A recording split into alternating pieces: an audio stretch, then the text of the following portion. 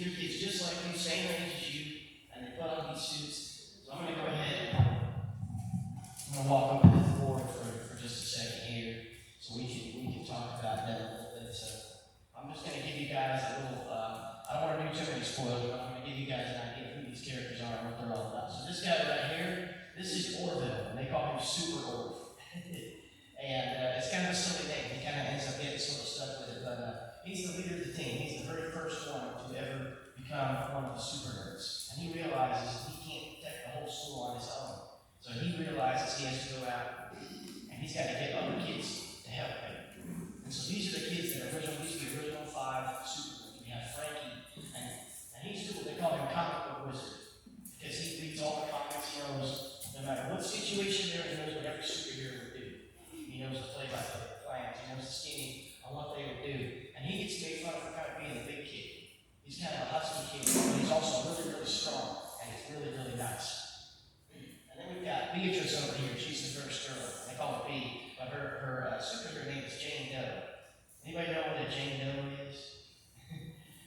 Okay, so for anybody that doesn't know, in police officers, when they find a woman or a girl that they don't know her name, they call her a Jane Doe because they don't know what her name is. And so basically, the mean girls in the school are calling B here nobody. And so she decides to turn her weakness into a strength. She calls herself Jane Doe.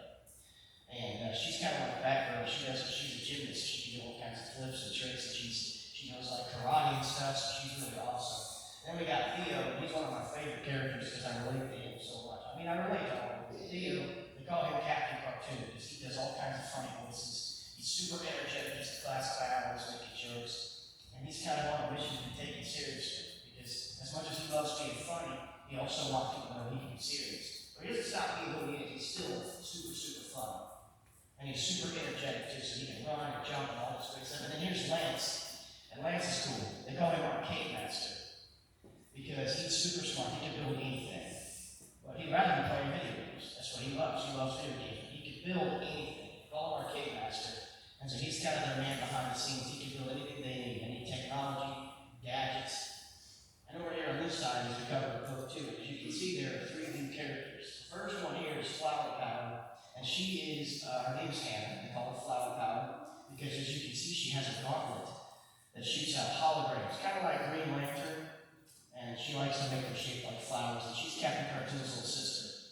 She starts off, has a really cool story, and she's going to be kind of like their Spider-Man. She's like their Spider-Woman. She's pretty cool. She's going to have a bunch of adventures of her own, and really proud of her.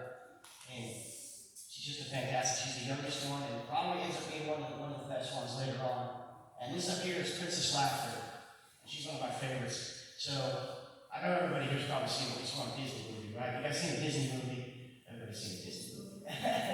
So I got out to see a Disney movie one day, and we were talking about how it was Big Hero 6. You ever seen Big Hero 6? Disney movie Big Hero 6? Okay, now how about Tangled? Anybody seen Tangled? Okay, all you guys, okay, awesome. So somebody told me they wondered about a character from Big Hero 6 and Rapunzel. They said she kind of looks like Rapunzel. And then my friends and I started talking. Well, what if there was a superhero that had the personality of a Disney princess? And I said that's so silly. I have to come up with that. I have to create this character. So we have this girl named Allie, short for Allison, and she is Princess Laughter. And so she's a lot like Captain Cartoon, but she's a girl. She's sort of the female comedic relief. She's really funny. She dances and she sings, and she likes to wear these big bows in her hair, and she's very girly, but she's very cool. She does a lot of cool stuff, and she has a really, really cool story how she joins that and what happens. And then this is Rachel, and they call her Sci-Fi because she flies and she looks like something from a sci-fi movie. She's kind of bug-like. You know, she's in a wheelchair. Rachel can't walk; her legs don't work, but everything else does, and she can still be a hero even from her wheelchair.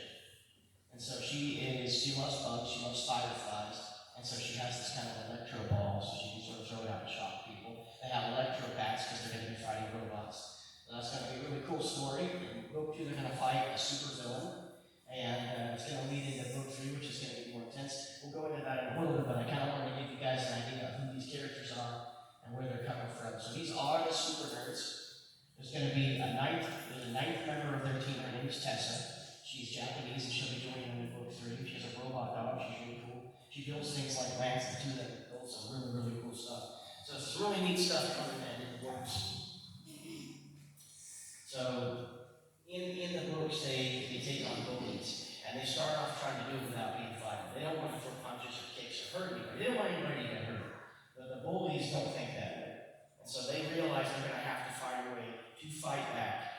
They have to learn how to do, martial arts and karate, and they kind of self-defense and how to take care of themselves and protect other people, because even though they don't want to fight, the bullies are going to be fighting.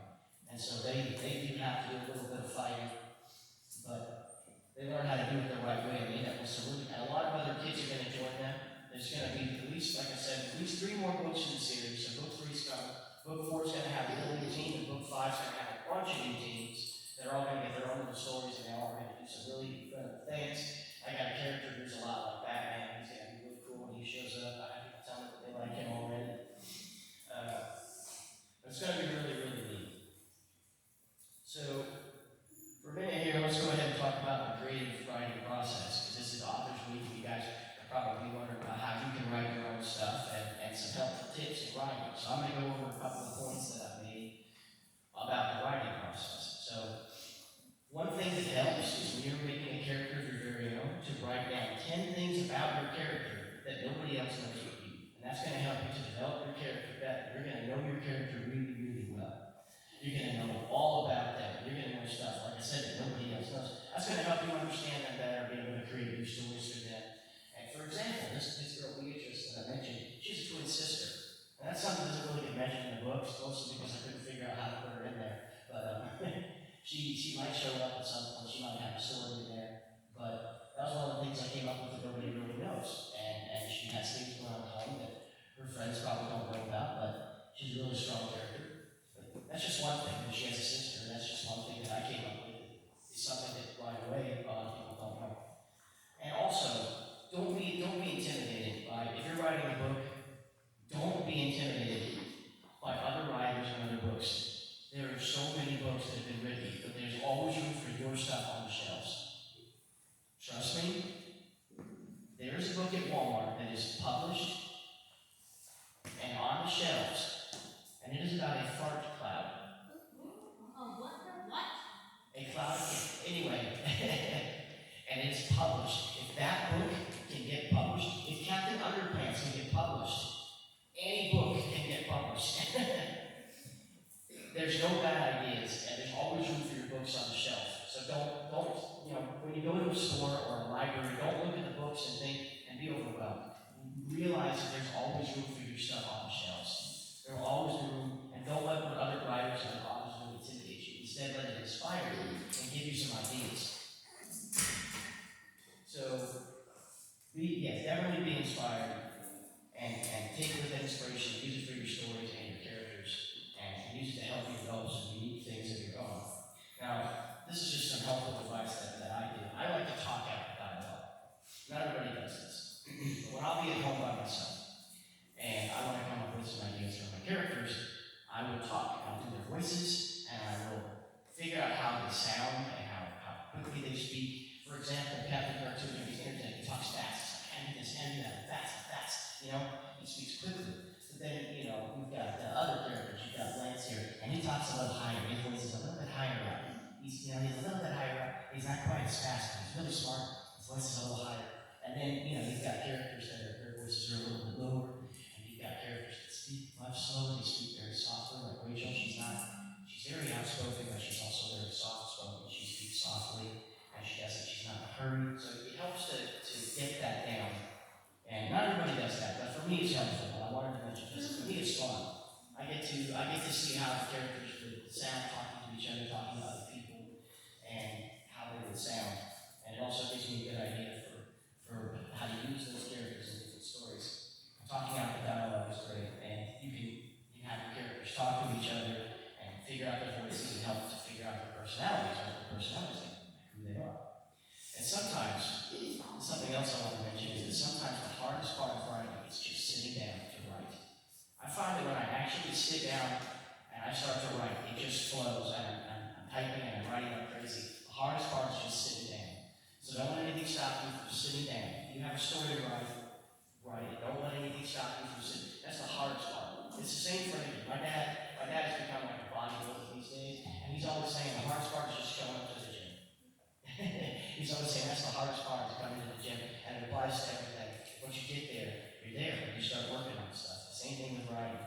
sit down and write, you start writing. That's really, really important. And look for inspiration everywhere. This is really funny. Inspiration is found pretty much everywhere. Like I said, there's really no bad ideas. You can come up with an idea based on something random. The other day, I came up with an idea for a bunch of people that were living on a golf course. It's such a random idea, and I wanted to put it in a short story. And I told somebody about it. She said, well, I guess there's inspiration everywhere. So it just goes to show that you might be out somewhere sometime, and you might see something. It might give you an idea for a story. And you can turn ideas like that into short stories. So there are a lot of people that did things like that. There's a lot of writers that I admire. Rod Serling was a writer for a lot of sci-fi shows. He kept a dream journal. Every day he'd wake up and every dream he remembered he'd write in his journal. And eventually a lot of those dreams became episodes of the show The Twilight Zone. And Ray Bradbury was also a writer that I liked. He had so many, his specialty was short stories. And he had a room just full of all of these things he collected to give him inspiration. And everybody was asking him if he has his ideas, and he's always saying it's right up here in his head in his office where he has all this stuff he collected that gives him inspiration. But he took ideas from everywhere and everything, and wrote all kinds of different things. And then one of my favorite authors, Louis Sachar, and he wrote Holes, and he wrote the Wayside School books. He actually worked at a school. And the kids called him the art teacher. I guess he worked outside, handing out balls and cleaning the playground and stuff. And so he got to know all the kids, and he wrote these Wayside School books all about the kids that he knew. We have all these fun stories. So there really is inspiration everywhere.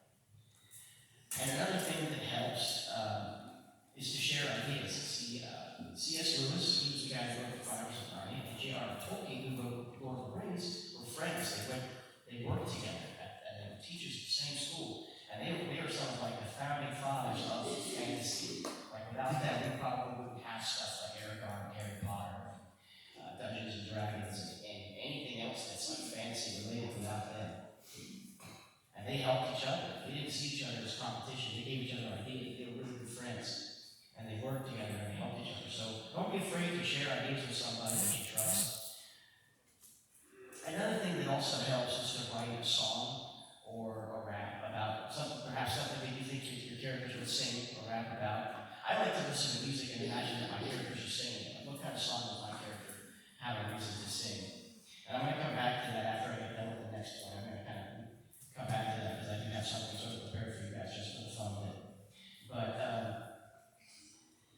it helps you to develop them and their viewpoints and what they're saying and what they're feeling. But each character is also, pour yourself into your characters. Each of these characters is a little piece of myself. I think Super Orb is kind of the growing up into adulthood and taking responsibility and becoming a leader. And Beatrice kind of represents doing the things at home and never giving up. And Comic Book Wizard over there kind of represents the drive to be the best that I can and to love what I love. And of course, Captain Cartoon is the energy and humor. I love making people laugh, and I love to be who I am. And then, of course, Arcade Master is the fact that I grew up playing games, and I like that a lot. And he gives his all to build everything he can for his friends. That's just something that he does. So, moving forward, let us talk about prevention of bullying. I'm going to go into that real quick so we can talk about that. I do want to show this to you guys real quick, though. So as you can see, I have quite a lot of artwork here. I have alternate covers, but I also have these I just want to show you these real quick. These were drawn by my sister-in-law. She drew them. They look kind of like the kids from the magic school, but this was the original drawings. And this is a really good example. You don't have to be able to draw in order to write comic books or do cartoons of any kind. The ability to draw can be taught, but it's also a talent. But it can be taught. I don't draw very well. My cartoons look kind of like Charlie Brown or Garfield. That's okay. There are people out there that do this kind of stuff. They come up with this, and they don't do any of the art. And they're still the ones who create it. So don't sweat that if this is not something that you're able to do. There are people out there that can do this for you and help to bring your creations to life. And this was my original pictures that my sister-in-law drew. And I was able to use them to get all of this stuff back here done. So anyway, let's go into the bullying prevention. I want to list a couple of bullet points. There are 6 points that I want to make about bullies. And the first point that I want to make that everybody gets to be aware of is that bullies are actually victims too. Most had something going on in